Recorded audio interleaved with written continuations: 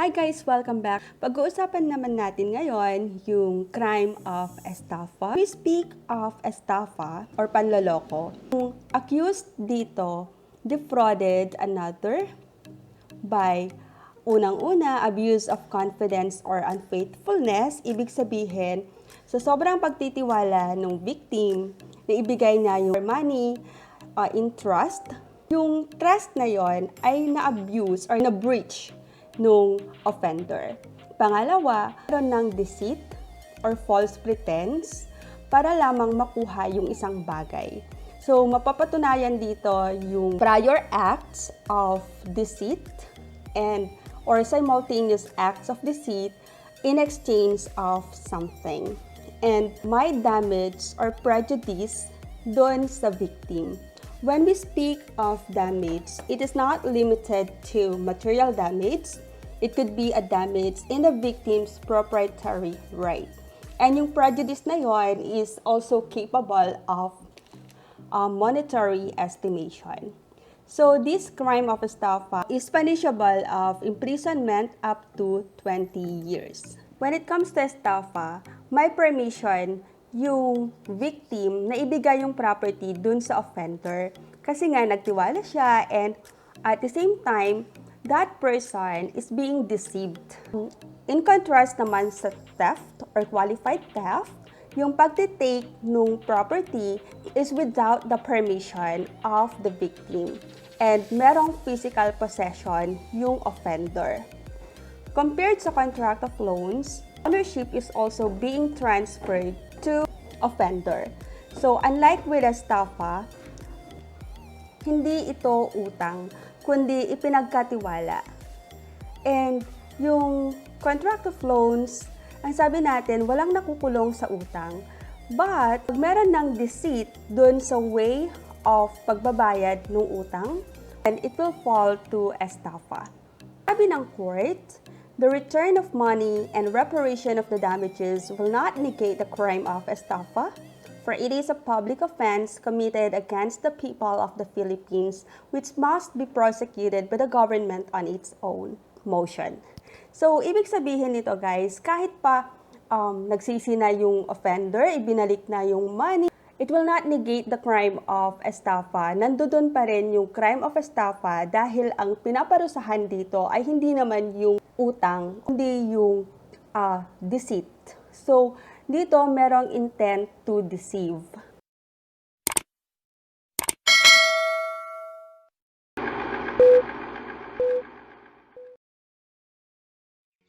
So, simulan natin yung estafa sa pamamagitan ng abuse of confidence. So, ito yung sinirang tiwala. So, ang sabi ng batas, nakocommit ito by altering the substance, quantity, or quality of anything of value which the offender shall deliver by virtue of an obligation to do so, even though such obligation be based on an immoral or illegal consideration. Second, by misappropriating or converting to the prejudice of another money, goods, or any other personal property received by the offender in trust or on commission. Or for administration or under any other obligation involving the duty to make delivery of or to return the same, even though such obligation be totally or partially guaranteed by a bond, or by denying having received such money, goods, or other property. So, makikita natin dito na nakocommit yung estafa through abuse of confidence kapag yung bagay na yon ay na-receive ng offender in trust. Kasi itong bagay na to ay pinagkatiwala lang with agreement na the same will be returned or delivered to the victim. And yung property na yon or the goods or money has been misappropriated. Ibig sabihin, nagamit ito ng offender. Kung hindi naman ito nagamit, dinideny na niya na ito ay natanggap niya. And this has caused damage to the offended party. So, yung demand na tinutukoy dito does not mean na kailangan niyang sulatan, just like the collection of sum of money. The mere fact na hinanap ito ng offended party at hindi ito na-produce at naipakita ng offender, that already constitutes demand. It could be oral or written. And letter C, by taking undue advantage of the signature of the offended party in blank, and by writing any document above such signature in blank to the prejudice of the offended party or any third person. So, ito yung mga nakaka-acquire ng papeles at itong papers na to ay ginamit ng offender to transact into something wherein nakakuha siya ng property, ng money, or any goods. May panloloko. Ano naman yung deceit? Or unang-una pa lang, may intention na yung offender para lokohin itong victim. So, the elements of estafa by means of deceit, unang-una, that there must be a false pretense or fraudulent representation as to the offender's power, influence, qualifications, property, credit, agency, business, or imaginary transactions, that such false pretense or fraudulent representation was made or executed prior to or simultaneously with the commission of the fraud. Number 3, that the offended party relied on the false pretense, the fraudulent act, fraudulent means, and was induced to part with his money or property, and that he suffered damage. So, dun sa deceit, makikita natin na naloko yung offended party. Dahil una pa lang, meron ng pretenses, may panloloko ng nangyayari. Ang example nito ay isang offender misrepresenting himself as the general manager of a bank, and by doing so, nakapag-invest itong victim sa kanya.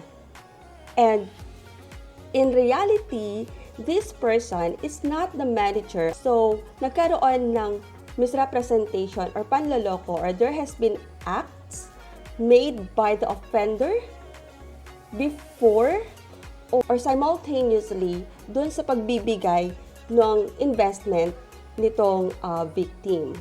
Investment itself should not constitute estafa kapag hindi ito naibalik. But in this situation, makikita natin na yung offender has the intent to deceive unang-una pa lang.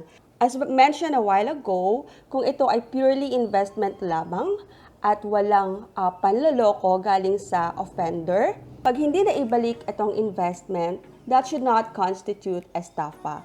Kasi yung investment, wala namang assurance na maibabalik ito because it's a business, it can grow, or pwede namang hindi mag-grow yung business.